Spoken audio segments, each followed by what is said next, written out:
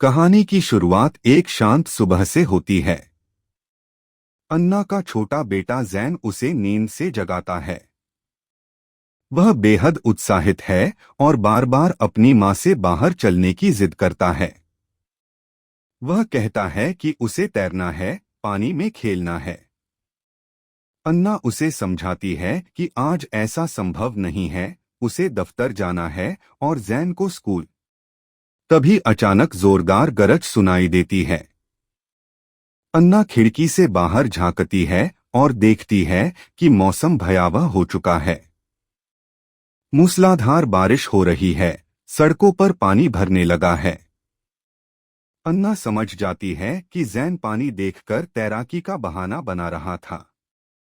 फिर भी वह सोचती है कि हालात इतने खराब नहीं होंगे कि उसे काम छोड़ना पड़े।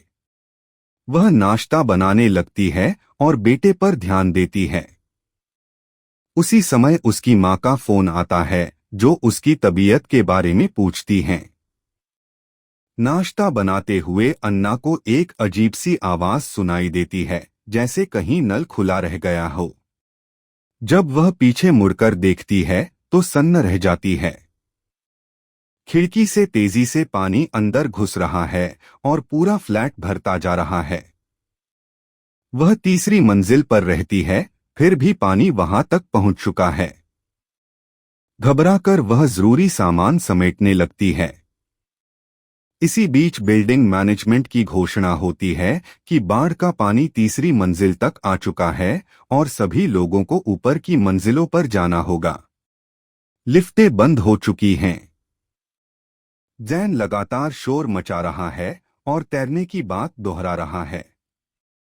अन्ना उसे डांटकर मेज पर बैठाती है और पैकिंग जारी रखती है। तभी उसकी कंपनी का एक सुरक्षा अधिकारी फोन करता है और कहता है कि वह उसे बचाने आ रहा है। वह अन्ना को तुरंत ऊपर जाने के लिए कहता है। उसी पल बिजली चली जाती है और अन्ना का डर और बढ़ जाता है। अन्ना बस जैन की दवाइयां उठाती है और निकलने ही वाली होती है कि उसे जैन दिखाई नहीं देता। उसे याद आता है कि डांटने पर जैन अक्सर अलमारी में छिप जाता है। वह वहां ही होता है। अन्ना उसे पीठ पर उठाकर बाहर निकलती है। कॉरिडोर लोगों के सामान से भरा पड़ा है।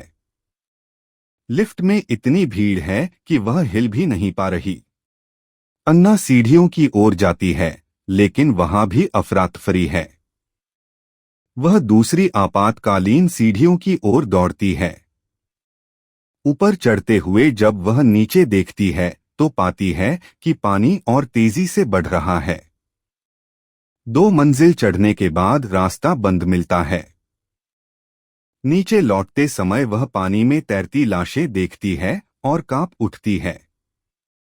वहीं उसे वही सुरक्षा अधिकारी मिल जाता है। तभी भीड़ में जैन उसका हाथ छोड़ देता है और गायब हो जाता है। अन्ना बदहवास होकर उसे ढूंढने लगती है।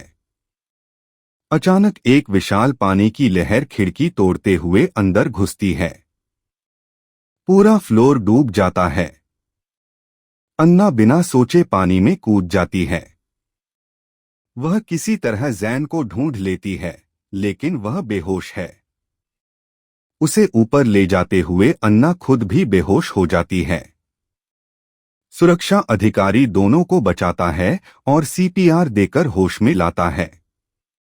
उसका नाम ह्यू है। वह बताता है कि एक क्षुद्रग्रह पृथ्वी से टकराया है